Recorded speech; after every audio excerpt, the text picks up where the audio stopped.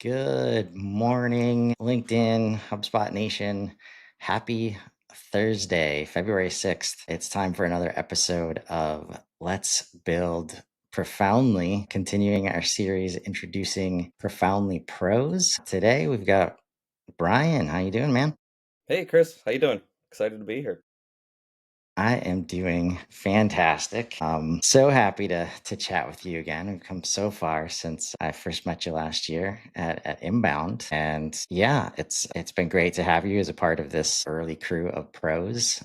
We've got a lot of activity happening now, having just launched a couple weeks ago. So excited to find out a little bit more about who you are today. Yeah, looking forward to the discussion and yeah, agreed. It's been fun to see Profoundly get off the ground and looking forward to seeing the journey and being part of it. Well, we're looking forward to you being a part of it for sure. And let's talk about why. What is your HubSpot expertise and how did you get it? Yeah. Um I won a lottery ticket at some point and no, just kidding. So yeah, my journey with HubSpot is an interesting one. I think like a lot of HubSpot users and especially consultants, I kind of fell into it. Definitely wasn't part of the plan. I first got a taste of HubSpot going back to 2015. So before I went into my consulting career, I came from an agency background and I came from a sales background, right? And so I was doing biz dev and cold calling and all the kind of fun stuff that goes along with that. And towards the end of my time at this particular agency, shout out Point to Point of Cleveland, we had just switched over to Sales Hub. And so, back then, 2015, still very raw, very new. And that was really kind of my first taste of it.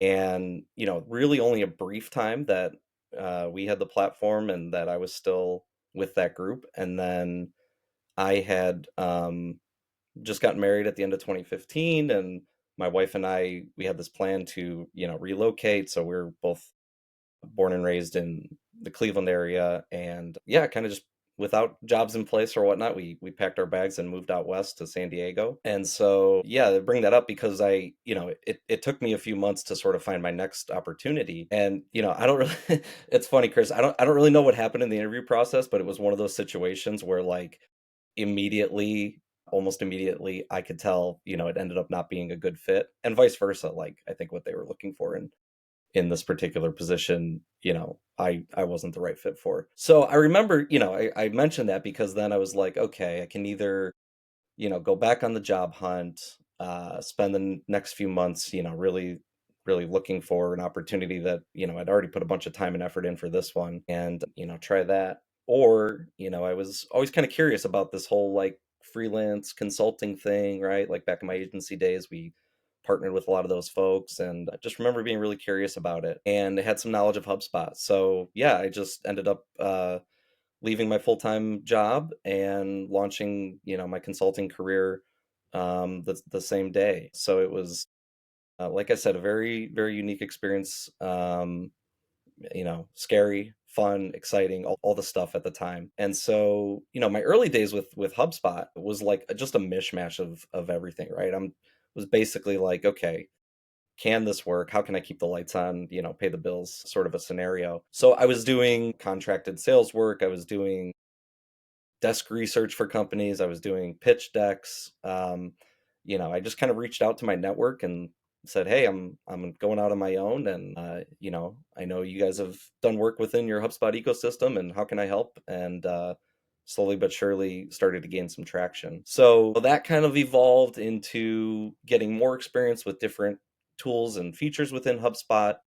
Eventually, got more involved on the marketing side, doing a lot of marketing automation, building workflows, nurture streams, things like that. And did that for a couple years. And, that again, sort of the second, what I'll call, evolution or so with my experience within HubSpot then morphed into more of what I do today, which is kind of marketing ops and rev ops. So across different hubs, working with clients that either have HubSpot for everything or use it for Marketing Hub and have a different CRM or all the other tools within their stack that integrate with the platform, and really just helping them kind of navigate the world of HubSpot with a sort of a RevOps lens. Not an unusual journey. I'm coming to understand, but super interesting that there is this kind of trend that we see, and I always applaud those who have chosen to kind of tack on this extra where you're just marketing, at the beginning, because that's what HubSpot was. And, not everybody has been able to kind of evolve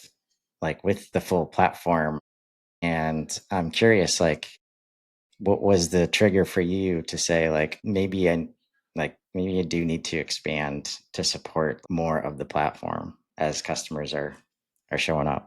Yeah, yeah. I think there's a couple things that, looking back, really kind of played into that. Like I mentioned, my first experience with HubSpot was on the sales user side.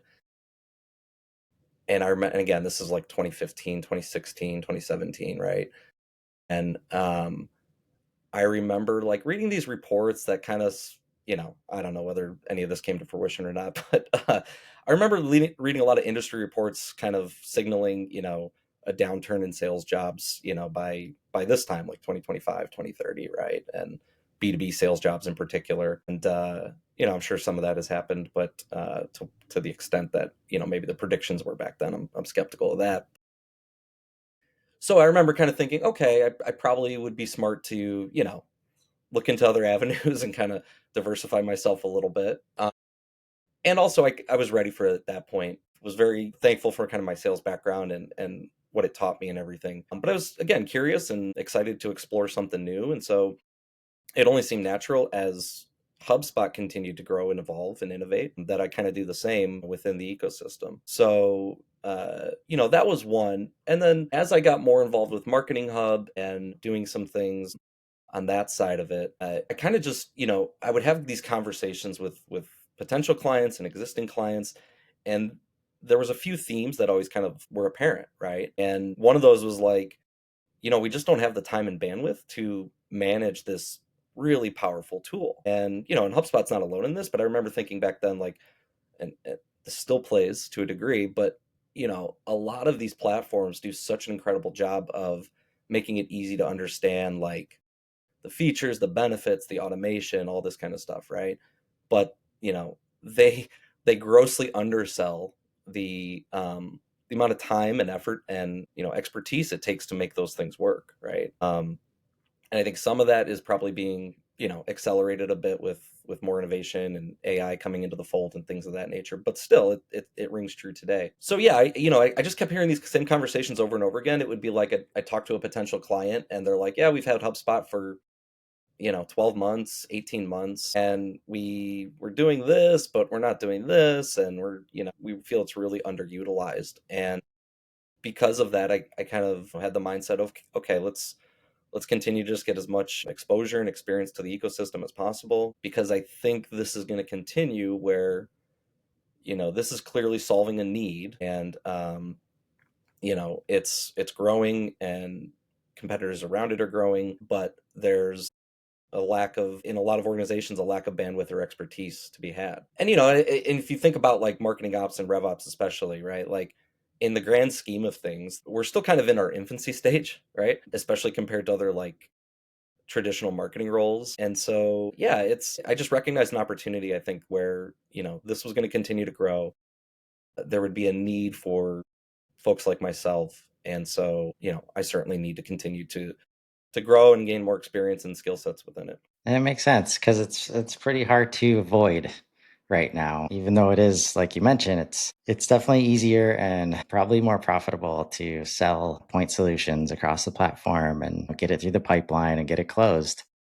But at the end of the day, it's a full platform once it's in their hands, whether we want it to be or not. And they're exposed to all these new things like, invoices and customer success workspace and all these other things that definitely on the user side, we see it all the time where it's like, what can I do with that? That wasn't mentioned. Can we just plug that in? Nope. Gotta do all the same things of process management and mapping and getting the team together to figure all this out. So It makes sense that you've gone that way. But at the beginning of the story, you mentioned this jump kind of to freelancing and how it was a little bit scary. I'd love for you to like maybe share some thoughts back then. Like what were some of the pluses and minuses that you experienced as you made that leap? Yeah, I mean, the first thing that everybody points to is like, the freedom and flexibility and schedule and everything like that. And that's great. I don't get me wrong, I do enjoy that aspect of it. For me though, I found early on I was really drawn towards, variety in terms of my day-to-day work. And so the ability to freelance and partner with, multiple clients at one time really appealed to me, right? Because, and others have said this too, but I'll steal the line of like, no two HubSpot instances are the same, right? You've got different brands, different go to market strategies, sales processes, customers, right? All this kind of stuff. And so the opportunity to meet different people, get exposed to different business challenges, even this is even before we talk about the differences within the platform for each brand, right? But like understanding, okay, what they're trying to achieve, what obstacles they're facing, and how that relates to HubSpot and the rest of their tech stack, I found very appealing right away, right? And I think that's a great benefit to consulting. And by the way, too, it was like there's early on, especially, and still today, but like there's times where it's like, hey, we need to do X, Y, and Z, and we don't know how, and might not be something I've come across either, right? So it kind of offers not only that variety and sort of ability to experience different things, but also the ability to kind of learn on the job and continue to grow, right? And that for me, especially early on, was key. So I enjoyed that aspect of it, and that continues today. I think as you go through this stuff in any career, right, you start to understand what you like and what you don't like, and how you work well, and areas where it just isn't as well for you. But yeah, that ability to meet a lot of people, have those conversations, get exposed to a lot of different challenges and solutions at one time, has really fed into it. And candidly, now I'm going on almost 9 years of doing this, and that's what's continued to keep me satisfied in the work that I do. Awesome. Well, thank you for sharing. Hmm. So let's get to the heart of it all, though. Like outside of HubSpot, uh, who who's Brian?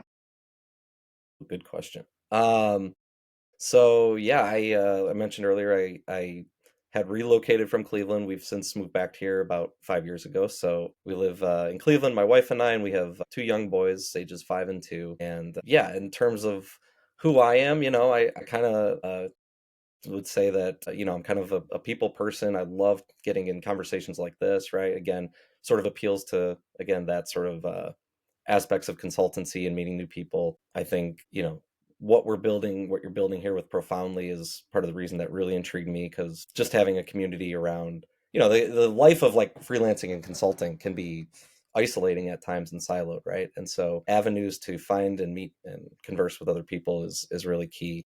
And other than that, I do a lot of typical stuff with friends, family. I enjoy sports and outdoors, cooking, and spending time with my kids, obviously. So what's your go-to sport? So I grew up playing pretty competitive soccer, which I still play today in a, over 30, for me, soon to be over 40, men's league of people that are, just trying to relive their youth and not pull a hamstring, right? So I do that. I'm pretty involved in that still. Now my kids are starting to get involved in it, which is fun. But, I'm a pretty sports enthusiast regardless of what I'm playing. We seem to always have something like that on the TV, and, especially for my 5-year-old, it's fun as he starts to like understand a little bit about some of the rules and stuff, and he's asking me questions. But yeah, you name it, football, basketball, golf, we enjoy kind of all aspects of athletics and sports in our house. Awesome. Yeah, I played in high school as well, Hmm. and I'm starting to realize I can't sit on that fitness forever. Right. But it's one of the fun things about soccer is that like you just have to play, and all of a sudden you're in shape. So we've got an event coming up on March 6th, and a big part of what we're trying to accomplish here is, bringing expertise together, in the ecosystem we've been seeing for a while. right? The community is just so much a part of the whole HubSpot experience. But recently, as the platform has continued to expand, right, you see just everybody working on LinkedIn or Sprocketeer or all these places to kind of just share, share knowledge, share use cases. Yeah. And like you said, it's still like, it can be like, it's hard to keep up, and you feel the need to be able to do that, to like be seen and help share your knowledge. And a lot of people just want to share, right? But we have all these mechanisms that aren't really, like LinkedIn, for example, like here today, gone tomorrow. Like I hope you saw it. So this event coming up, we're super excited about. I've got 8 tracks: admin, integration developer, web developer, RevOps, marketer, guy, founder, and solopreneur. Of those 8, what are you most excited for? Man. We're making it tough. I know. Yeah, because all right, I'm gonna break your rule of the question, and I'm gonna name two because I'm equally excited. I think for the RevOps track and the Solopreneur track, given that's both those intersect with my path and my journey. So both of those, I think the Solopreneur, I'll speak about. Again, going back to sort of my experience with that. Right, there's a lot that goes into it beyond the work, right? So you've got sort of two buckets, right? One is like, how can I find clients? How can I serve them? How can I continue to grow and get more clients? And that's very daunting. And through platforms like Profoundly, there's different avenues now than maybe there were 10 years ago or so. But it can still be challenging for a number of reasons, just like any business trying to have predictable revenue. And in particular, for me, and this is a little bit different than I think some of my consultant clients that I've spoken with in the past. I kind of went from one thing straight into this without a ton of experience on the marketing side, right? And really without a network or a background in MOPS, RevOps, you name it. So learning from others and having those conversations of like, how did you start and how did you grow? And again, for me, it was just, oh, I'm just going to reach out to anybody I know and see if I can see if they can pay me to do some work, right? Until I started to gain a little bit of a track record and reputation for being able to do this kind of stuff. So that's like one bucket of solopreneur, right? And then you've got the other bucket, which is like the business side and the differences between being a full-time employee and an individual. And it's like, okay, am I creating an LLC? If I'm doing that, how am I filing taxes? What's the quarterly tax estimates? And that is just a whole thing to navigate through. And so it's there's a good resources out there and people that have done it before that I talked to and was able to learn from. But I think something like this, as new solopreneurs enter the fray, or even ones that have been doing it for a few years or moonlighting, while they have a full-time gig, is I think invaluable, right? So yeah, I'm really excited to see what conversations and learnings come out of that aspect of it. And even for someone like myself, like as being quote unquote seasoned, right? Like it's I'm still learning from other individuals and solopreneurs that tried different things or come up with different challenges with clients, right? Because those happen. So yeah, there's a ton of value there. On the RevOps side, everyone's been talking about this, right? Nothing new that like HubSpot, it's just tough to keep up with, right? They're innovating so fast. There's launching so many things. There's AI, there's all these different tool sets and features entering the ecosystem. And again, I'll go back to we're very much just in the infancy stage of this practice. So understanding what approaches people are taking, what challenges and projects that are going on in the space. I think for me, right, like it's a lot, so I'll run up to, I'll handle a lot of different things in the RevOps world, but more often it's a few different themes that I tend to get involved with clients, which is like, campaign attribution is still big. Lifecycle management is still big. Being able to align sales and marketing on, A, how we're tracking people through the funnel, and B, how we're servicing them along the way. So those are, and there's others, but getting a sense of what approaches people are taking and how we can start to meld sort of the crosshairs of like business context and challenges with innovation and technology with, you know, HubSpot at the core of both, right? I'll have a lot of clients where that's key. It's like, yeah, the platform, but can you speak the business language? Can you understand what we're trying to do from a go-to-market standpoint and vice versa, right? Okay. you get the go-to-market strategy, but do you have the chops within the tech stack, right? So I think both are equally important, and I think any sort of RevOps course or, you know, event like we're going to have here coming up in March is really exciting and offers a lot of value. Yeah, it's going to be very exciting and a couple great track leaders there. Scott Flanagan from Squad 4 got to see what he's planning on for the RevOps sessions. And it's good stuff for sure. Like you mentioned, he showed some pretty awesome maps and, just being able to cover the whole spectrum of like from not necessarily a starter HubSpot, but just starting out to understand what RevOps is, plus some pretty complex use cases that are just, it helps to cover both sides to help people understand like HubSpot really is a full platform now. And that will be without question by the end of this year as they bring in cash flow and figure out the revenue experience too, which I'm very excited about. And then you mentioned, solopreneur, we got Stuart Balcom leading that track. And yeah, he's going to crush it. I know he's been working on some fun stuff for that track. He's also doing a separate keynote about content, building a content business specifically, which I'm really excited about. It makes sense, man. Love it. I appreciate you sharing. I appreciate you, being here today with us.